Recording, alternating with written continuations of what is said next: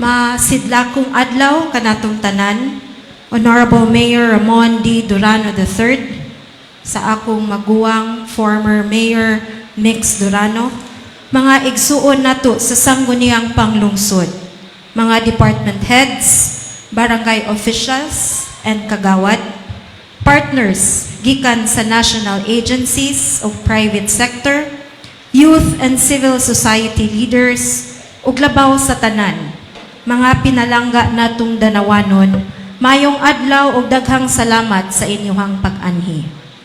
Karong adlawa nagtapo kita, dili lang aron magsaulog sa mga kalampusan sa atong dakbayan, kundi aron sa pasidunggan ang mga partnerships o policies nga nagpalihok sa kausaban sa Danao City. Isip inyong Vice Mayor o Presiding Officer sa sangguniang panglungsod, dako kaayo akong garbo nga ipaambit kaninyo kung giunsa sa atong legislative body pagtubag nga tinud-anay o tinabangay sa 5 Connectivity Agenda. Usa ka framework nga nagdugtong sa governance o katawhan, polisiya o progreso, o leadership ngadto sa resulta. Ang inyong City Council nagtrabaho nga walay hunong aron ang connectivity dili lang pulo sa plano, kundi usa ka prinsipyo nga buhi nga naggiya sa atong mga aksyon ug balaodnong kalihukan. Tuguti ko nga dalhon ko kamo sa atong legislative journey, ubos sa 5 ka connectivity pillars, aron makita nato kung giunsa sa matag balaod og programa pagpalig-on sa atong pananawon.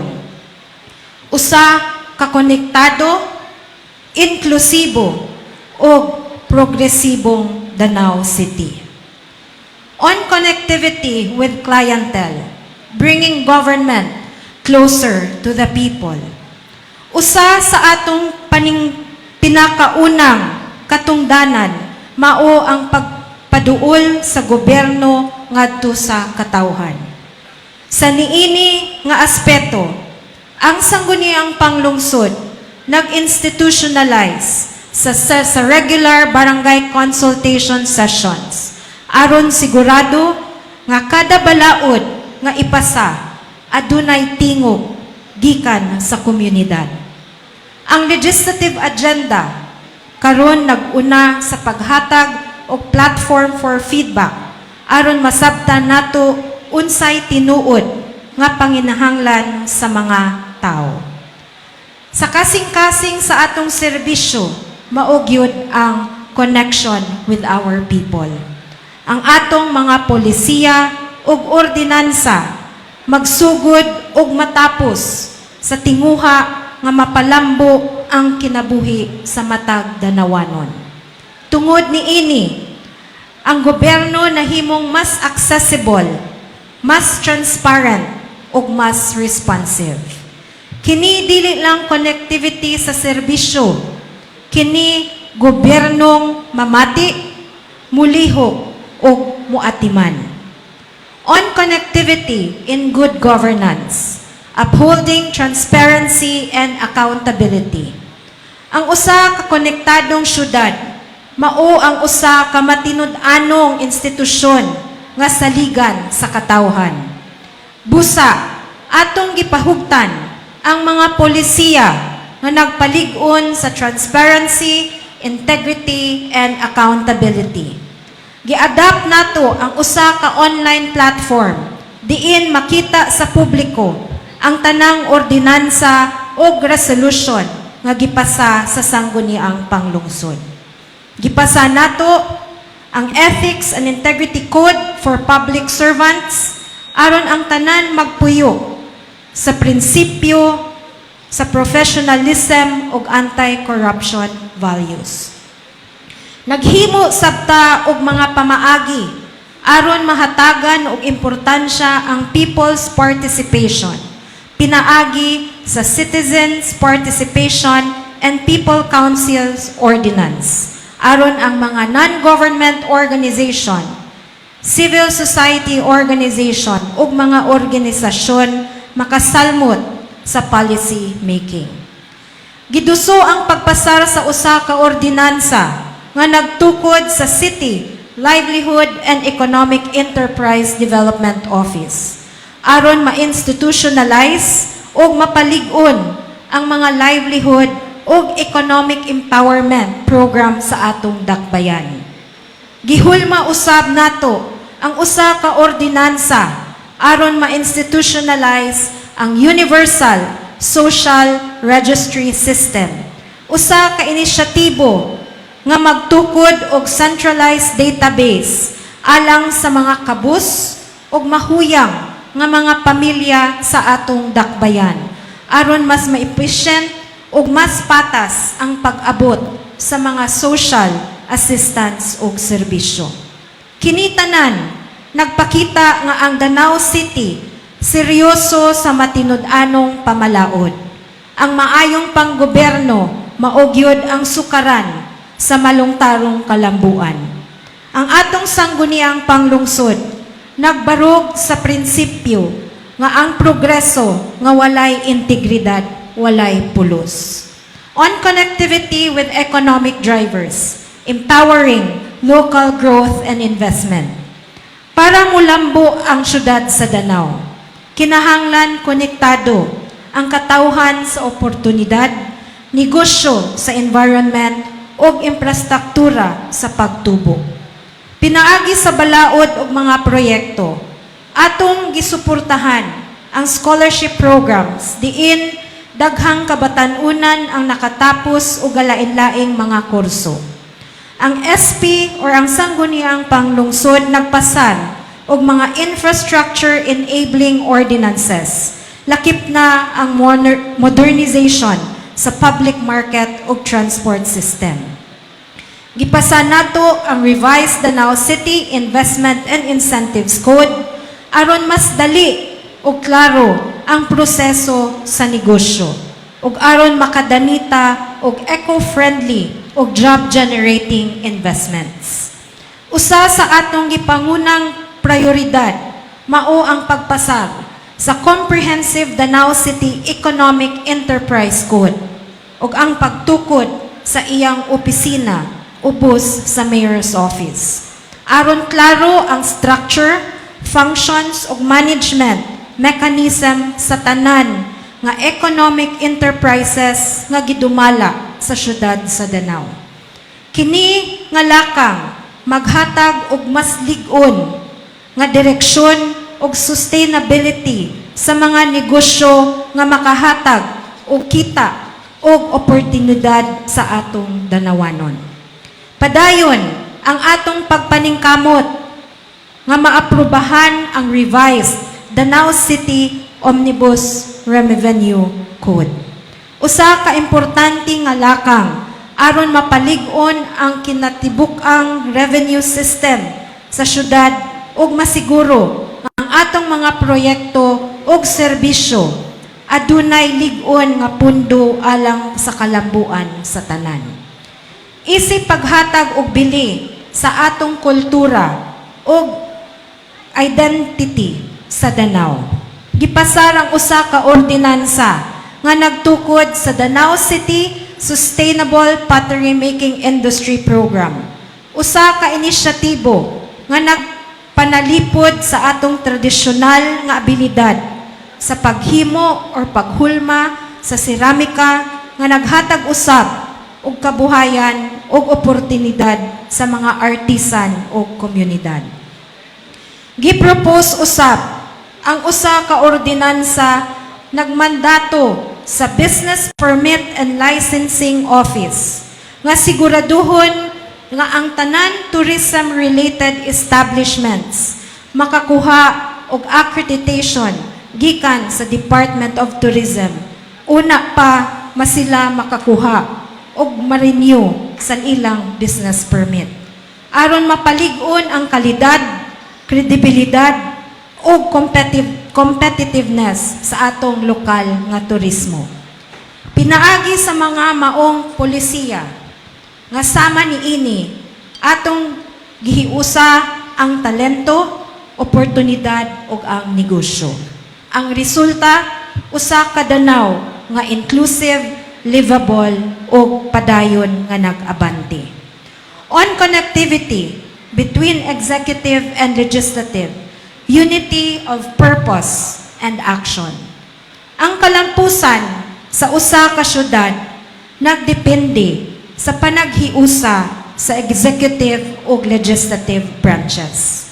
Sa syudad sa Danau, ang atong kalampusan resulta sa panaghiusa ug panagsinabtanay.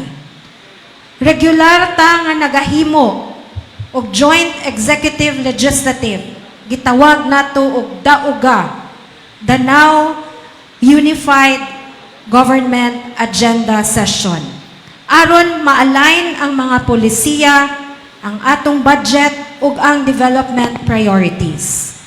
Atong gipalig-on ang koneksyon tali sa legislative ug executive, pinaagi sa paspas ug epektibong pagpasar ug pag-aproba sa mga ordinansa nga may kalabutan sa annual ug supplemental budgets, annual investment plans ug capacity development plan. Usa ka timaan sa tinud-anay nga kolaborasyon ug panagkiusa sa direksyon sa kalambuan. Ato sabngi gi-establish ang Legislative Information and Monitoring Unit aron transparent ug klaro ang implementation sa mga ordinansa.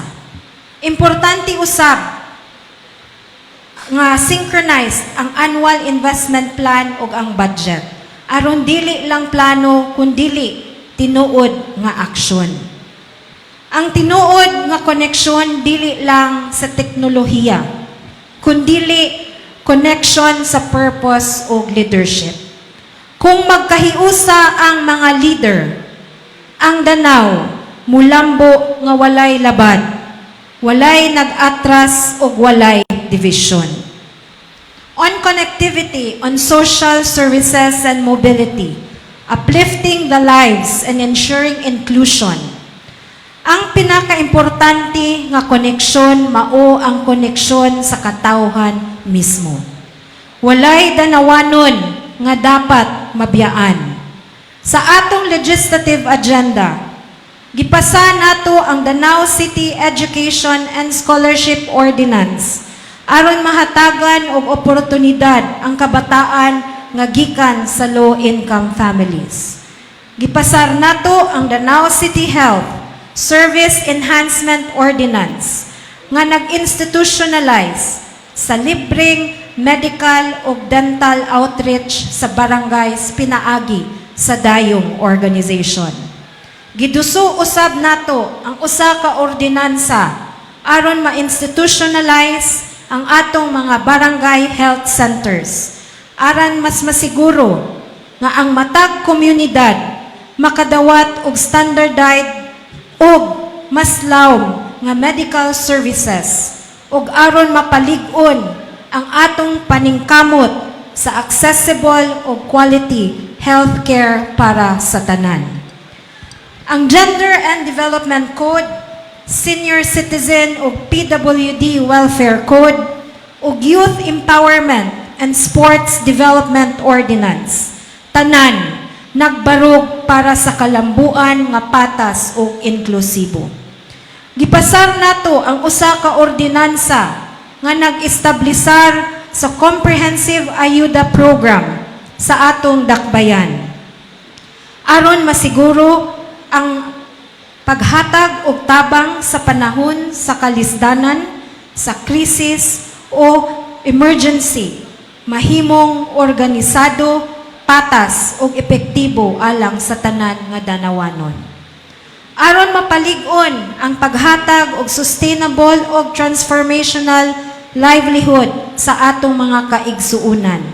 Gipasar nato ang usa ka ordinansa nga nag-institutionalize sa Project Trident, isip usa ka community empowerment program. Usa ka inisyatibo nga nagdasig sa katawhan nga mahimong aktibong kabahin sa kalambuan ug pag-uswag sa ilang kaugalingong komunidad. Giduso usab nato ang usa ka ordinansa nga namugna sa anak program. Usa ka malungtarong programa alang sa pag-atiman, proteksyon ug pagpalambo sa mga street children. Kini naglakip sa pag-rescue, paghatag og intervention ug rehabilitation ug pag-reintegrate aron mahatagan sila og higayon nga makabarog pag-usab ug mahimong produktibong kabahin sa atong komunidad.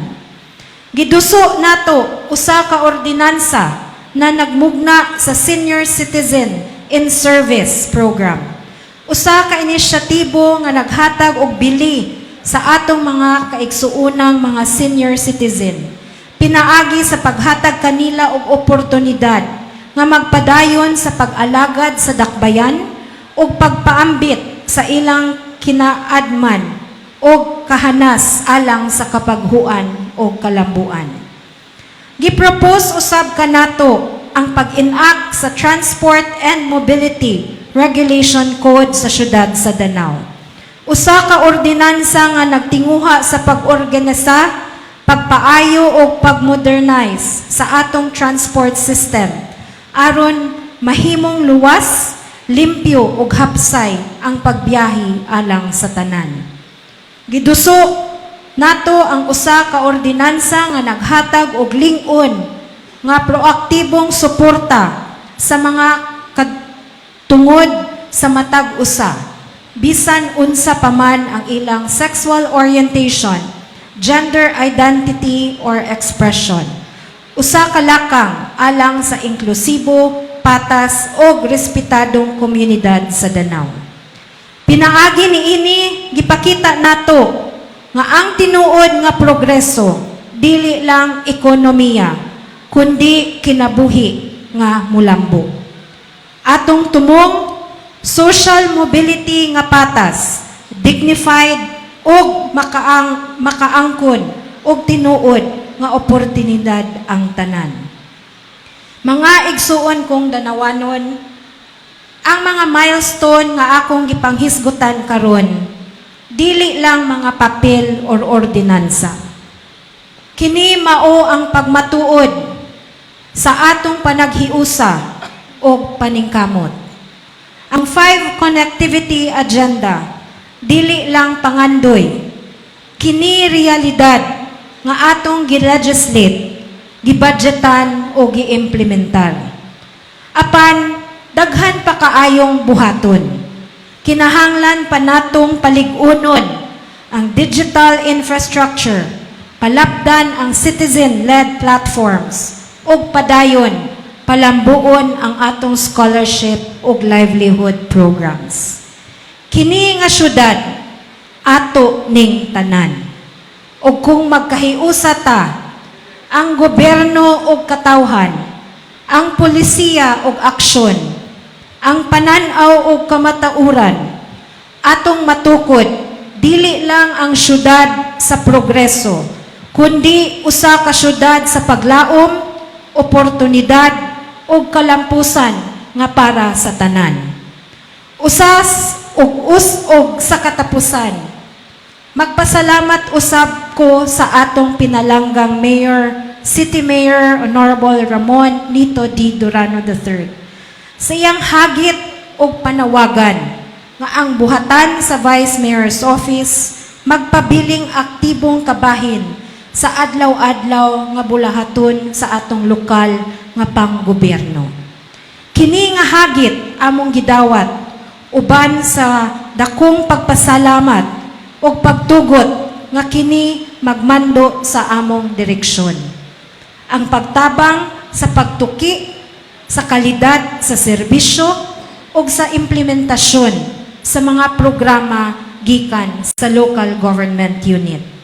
Sa inyong suporta o sa inyong pagsalig, makasalig ang katawhan nga ang Vice Mayor's Office magpabiling katimbang, kaabag, ug kasaligan nga kauban sa pagdumala sa syudad sa Danao. Aron ang atong tinguha sa maayong panggobyerno, matinud-anong serbisyo o konektadong kalambuan, mahimong padayon nga tinuod. Padayon ta Danao City, padayon sa konektadong kauswagan o malangtarong kalambuan. Daghang salamat ug mausab masidakong buntag kanatong tanan.